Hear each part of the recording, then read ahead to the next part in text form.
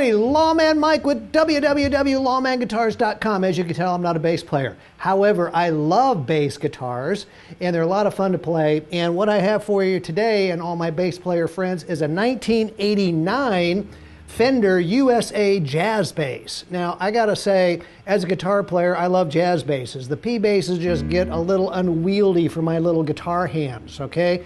Guitar players love jazz basses because they feel more like guitars when you're playing them. The necks are not nearly as massive, and the frets are not spread nearly as far apart. So they're a lot easier to play for those of you who are wondering what's the biggest difference between jazz and P basses. I think it's the necks. Now, of course, it's the pickups as well, but that's another story. Anyway, this one is all stock. Like I said, it's for 1989. It's got an alder body and a maple neck, and it's just, you know, the normal 3/4 inch full scale. And it's just in absolutely beautiful, beautiful shape. This was owned by a jazz guitar player here in town, and he used it occasionally, as you can tell, because it's absolutely beautiful. I mean, I don't think he used it that much at all. The case got moved around a lot, which you'll see here in just a minute. But the guitar itself just really didn't get a whole lot of action, I mean, the frets are in beautiful shape. I mean, there's only one ding I could find right here in the back of the neck, which probably came from sitting it down too hard on something. But there's no dings, there's no scratches. I mean, just that one little bang there on the neck heel. It's just beautiful. I mean, I love these Fender knobs. I mean, the knobs, I'm not used to seeing these little plastic knobs with the F on the top of them. I don't know if they just did those back in the 80s or what, but they're really, really cool looking knobs. And of course, the pickups sound outstanding. And the Sunburst is beautiful. I mean, what can you say about jazz bass? They're just cool.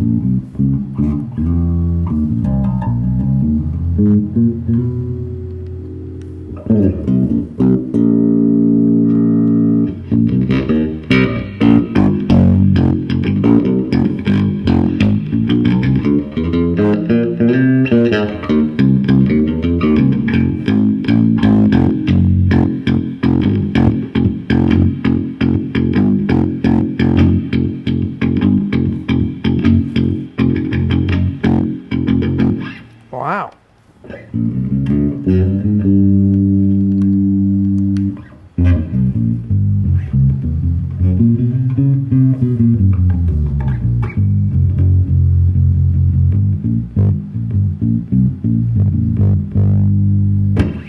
Whoa, I could play this all day. This is a really, really cool, clean bass.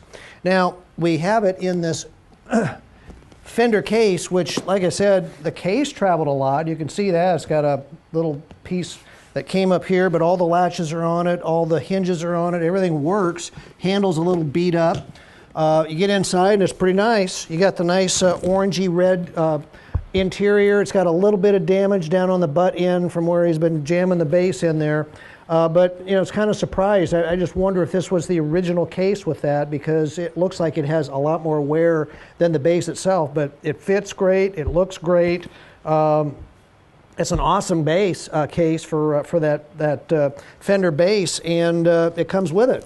So, you know what? If you've been looking for a Fender jazz bass, one that isn't new, one that isn't made in somewhere besides the USA, I've got one for you. It's a 1989. It's probably already vintage. I keep waiting for when they're going to say vintage is now pre-90 instead of pre-80. We've been saying that for 20 years. Isn't it time that vintage is pre-90? Anyway, it's almost vintage in 1989, made in the USA, jazz bass, alder body, maple neck, 34-inch scale, and they're still making them because jazz players are still buying them. So check it out. All our really cool guitars and basses at www.lawmanguitars.com. I really appreciate you watching my videos. Thanks a lot.